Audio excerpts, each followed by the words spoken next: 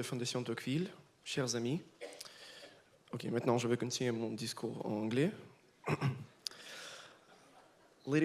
Mesdames et messieurs, distingués invités, c'est un honneur pour moi d'être avec vous ici, avec vous, au cours de la 6e édition des discussions de Tocqueville dans ce château d'Alexis de Tocqueville.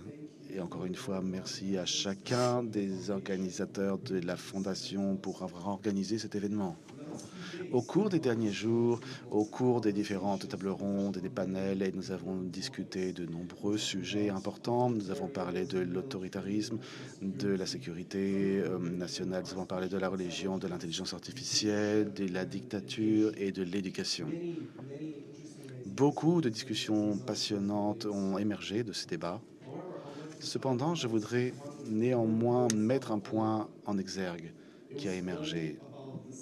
Tout cela reposait sur les citoyens et les circonstances, où les citoyens doivent répondre à l'autoritarisme, comment ils doivent participer au service militaire, qu'est-ce que la religion peut amener pour nous unir davantage que ce qui peut être fait pour résister au populisme, au risque de l'IA et comment nous pouvons faire face aux imperfections du système éducatif dans le monde entier. Et ces problèmes, ce sont des questions du monde moderne. Et ça peut être un petit peu terrifiant et déroutant, mais comme je l'ai déjà dit, je suis vraiment reconnaissant d'être ici avec vous aujourd'hui.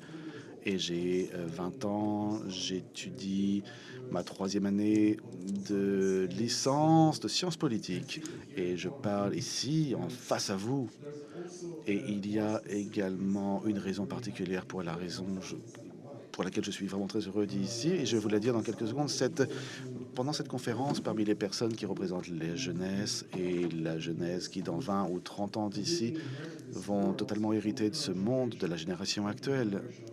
La génération actuelle d'économistes, de politiciens, de personnes avec de l'influence. Et nous sommes la nouvelle génération qui va être la première à sentir et souffrir des conséquences totales du changement climatique, la génération qui va voir la crise de la démocratie, pas simplement en Occident, mais dans le monde entier.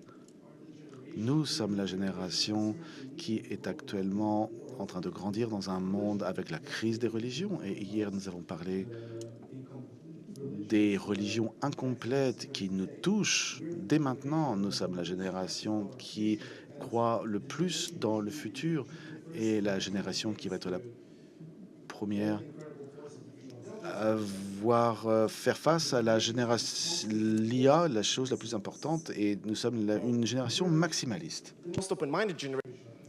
Mais en même temps, notre génération est remplie d'espoir, car je pense que nous pouvons apporter un changement positif et également des idées qui soient innovantes.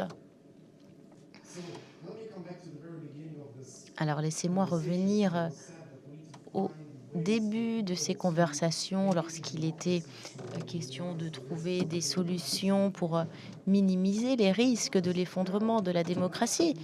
Eh bien, essayons de le faire maintenant, tout de suite, avec la jeunesse qui est là et qui va continuer, qui va poursuivre les efforts plus tard. Donc, il faut nous écouter, nous, les jeunes. On est prêts à travailler à vos côtés pour parvenir à ce monde prospère.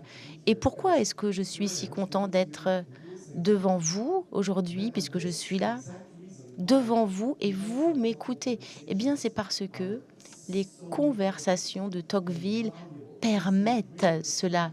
Elles permettent ce type de communication directe entre moi et vous, où le respect, l'écoute sont là. Et pour moi, c'est essentiel. Enfin, pour conclure, je vais à nouveau revenir au début de ces conversations vendredi, lorsque M. Jean-Michel Blanquer a parlé du fait que généralement les citoyens déplorent les politiques qui sont à la tête du pays, etc. Et il a dit la chose suivante: si vous n'aimez pas l'action des politiciens, devenez politicien. C'est ce qu'on va faire. Voilà. Merci bien.